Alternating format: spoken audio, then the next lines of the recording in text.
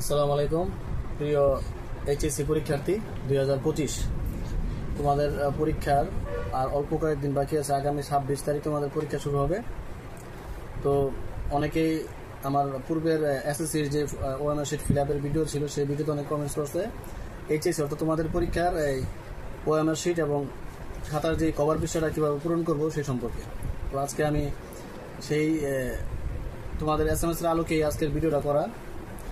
তো দেখো, প্রথমে আমি বলতে চাই, তোমরা যখন খাতাটা হাতে পাবা, অর্থাৎ একটা এমসিকিউ এরকম ওএমআর শিট আর একটা হচ্ছে মেইন খাতা সৃজনশীল, যেটা দুইটা খাতা পাওয়ার পরে চেক করবা, চেক করে দেখবা যে ঠিক আছে কিনা।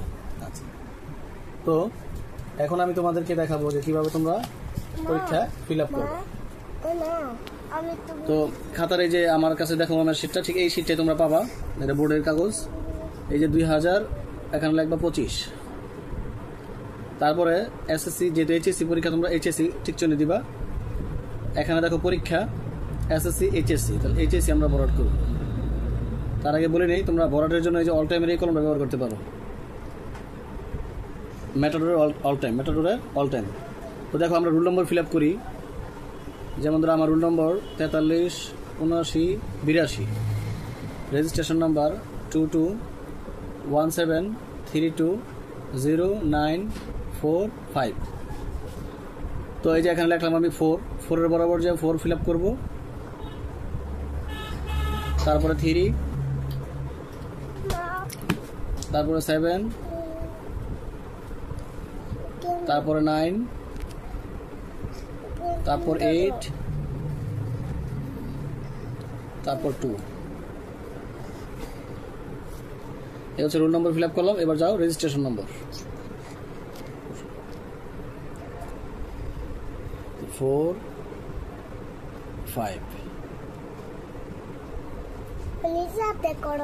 তো রোল নম্বর, রেজিস্ট্রেশন নম্বর তোমরা তোমাদের এডমিট কার্ড সামনে রেখে, এডমিট কার্ড দেখে দেখে লেখার পরে ফিল আপ করা আমিও করলাম। তারপরে যা বিষয় কোড, প্রথম পরীক্ষা যদি আমাদের বাংলা হয়, অর্থাৎ বাংলা প্রথম পত্র, তাহলে বাংলা প্রথম পত্রের বিষয় কোড হচ্ছে 101। এখানে কোনো বাংলায় ফিল আপ করবে না, সম্পূর্ণ ফিল আপটা হচ্ছে ইংরেজিতে। তাহলে 101 সে বিষয় কোড ফিল আপ করলাম। সেট কোডটা আমি জানি না, তাহলে সেট কোডের ঘরটা প্রথম অবস্থা সব কিছু ফিল আপ করার পরও সেট কোডটা খালি রাখবা। কেন খালি রাখবা? কারণ প্রশ্ন যখন দিব, এখন মনে করো তোমার প্রশ্ন হাতে পাইছো তুমি, তো প্রশ্নের মধ্যে লেখা আছে তুমি কোন সেট পাইছো, তুমি যে সেট পাইবা। ধরো আমি গ সেট পেলাম, গ লিখলাম, গ লেখার পরে আবার এখানে ফিল আপ করতে হবে, অর্থাৎ লিখতে হবে, ফিল আপও করতে হবে, কথাটা মাথায় রাখবা। ঠিক আছে? এটার ভিতরে আর তোমাদের কোনো কাজ নাই, এরপরে প্রশ্ন দেখে থেকে উত্তর ফিল আপ করবা। আশা করি তোমরা বুঝতে পারছো। এই জায়গায় আরেকটা কাজ আছে, তোমাদের এটা চলাকালীন, তোমাদের এই ফিল আপটা চলাকালীন একটা হাজিরা শিট আসবে। এটা আমার কাছে যে কাগজটা দেখতে পেতেছো, তোমাদের রুমে যদি 20 জন থাকে তাহলে এরকম 20টা পেজ আসবে। প্রতিটা পেজে এক একটা স্টুডেন্টের তথ্য থাকবে, অর্থাৎ তোমার সব তথ্য থাকবে। তোমার রোল নম্বর থাকবে, রেজিস্ট্রেশন থাকবে, তোমার গ্রুপ থাকবে, তোমার নাম থাকবে, বাবার নাম থাকবে, মার নাম থাকবে। ঠিক আছে? এবং রুটিন অনুযায়ী এখানে সিরিয়ালের বিষয়গুলো থাকবে। যেমন বাংলা 1 তারিখ থাকবে, এই যে এমসিকিউর ঘর থাকবে, ক্রিয়েটিভ অর্থাৎ সৃজনশীলের ঘর থাকবে, এবং সেট কোডের ঘর থাকবে। সেট কোডের ঘর এটা টিচারে ফিল আপ করে নেবে। এখানে সেট কোড যদি আমি গ পাইছি, গ এখানে লিখবো। তোমার কাজ কি এখানে? তোমার কাজ হচ্ছে এই যে এমসিকিউ, এই যে তোমার উত্তরপত্রে যে সর্ব ডান দিকে, এটা ডান দিকে একটা নম্বর আছে দেখবা, এই নম্বরটা এখানে লিখতে হবে দেখে দেখে। এই যে এমসিকিউ বরাবর 12108288705 লেখার পরে এই যে স্টুডেন্ট সিগনেচার, তাহলে এখানে তোমার নাম লিখবা, তোমার নাম লিখবা।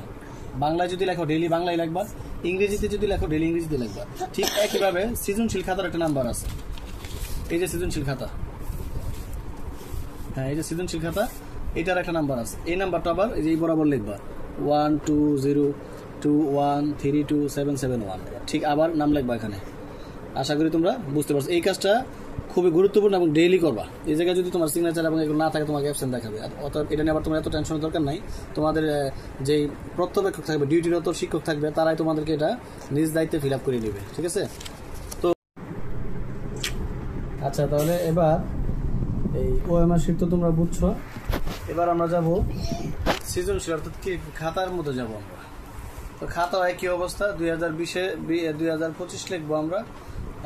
তারপরে যে এইচএসসি ফিল আপ করবো, তারপরে রোল নম্বর আমরা আগে যা করছি 43 79 82, রেজিস্ট্রেশন নাম্বার 2232900125, বিষয় কোড বাংলা, যে প্রথম পত্র 101। আচ্ছা, এবার ফিল আপ করি আমরা।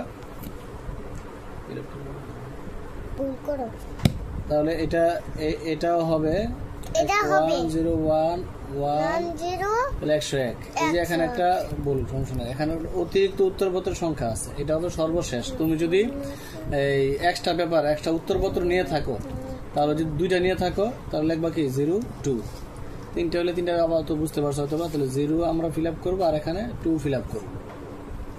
এখানে পর্যবেক্ষকের স্বাক্ষর আর এখানে তারিখ, এটা তোমার কাজ না, এটা শিক্ষকের কাজ। ঠিক আছে?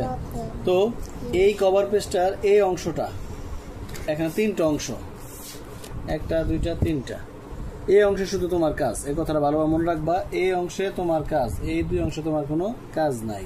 এই অংশটা ছিঁড়ে যাবে। ঠিক আছে? এই অংশটা ছিঁড়ে নিয়ে যাবো।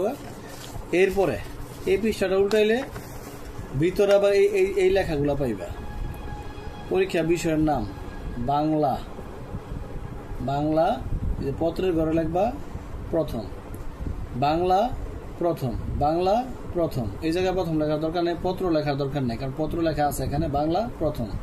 এখানে লিখতে হবে 2025। বিষয় কোড এখানে ইংলিশে লিখলেও পারো, বাংলা লিখলেও পারবা, কোনো সমস্যা নেই। 101। পরীক্ষার তারিখ, যেদিন পরীক্ষা দিবা ওই তারিখ। আর এই যে এখানে লেখছে, খুব গুরুত্বপূর্ণ একটা কথা, পরীক্ষা